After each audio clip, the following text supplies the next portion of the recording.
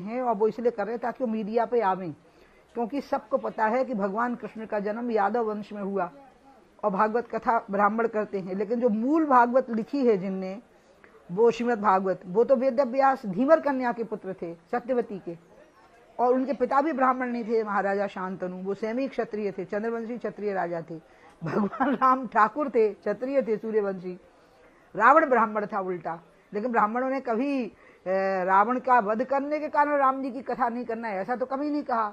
ब्राह्मण तो बहुत बड़ा दिल रखने वाला वर्ग है, इसीलिए वो व्यास पीठ जो मानी जाती है वो वेद व्यास जी के नाम पे मानी जाती है, और वेद व्यास जी तो धीवर कन्या के पुत्र थे।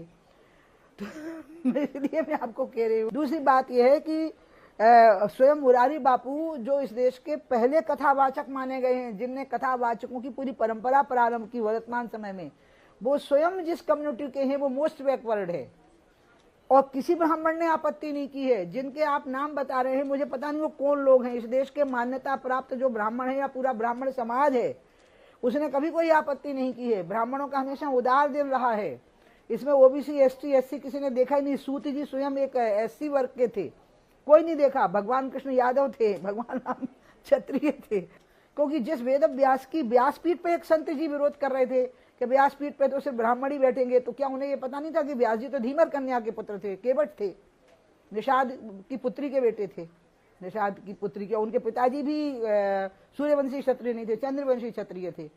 तो व्यास गद्दी जिनके नाम से जानी गई है। तो इसीलिए ये सारा का सारा विवाद किसी महान विद्वान ब्राह्मण ने किया। ब्राह्मण बहुत बड़े दिल का वर्ग रहा है, ये पता नहीं कौन शुरू किया, और आप लोग उछाल दिए हो तो लोग मजे लेने के लिए बोलते हैं, नहीं तो उनको टीवी पे आने का मौका कैसे मिलेगा। मैं आपसे अनुरोध करूंगी अशोक जी, आपके टीवी के माध्यम से बंद कर दीजिए। अब आप बंद कर दीजिए, सारे लोग बंद कर दीजिए ऐसे लोगों की बातों को, उसका कोई मतलब नहीं है। यादवों को रोका जा रहा है तो उन्हीं की जाति में तो कृष्ण भगवान पैदा हुए जिनकी कथा की जाती है।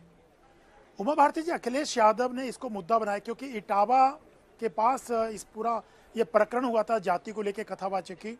अखिलेश यादव का कहना है कि यूपी में बीजेपी की सरकार है जो हिंदुओं की बात करती है, कथा करने वालों की बात करती है, लेकिन कथावाचक पे ही वहां टारगेट किया गया।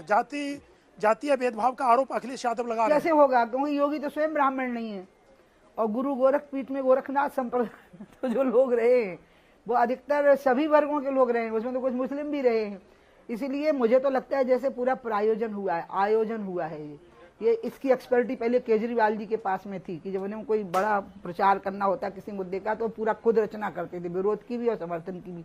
मुझे ये डाउट हो रहा है कि पूरा प्लानिंग के साथ में हुआ है, क्योंकि कृष्ण तो स्वयं यादव हैं, ब्राह्मण बड़े प्रेम से भागवत कथा करते हैं, ये कोई ब्राह्मण वर्सेस यादव नहीं है।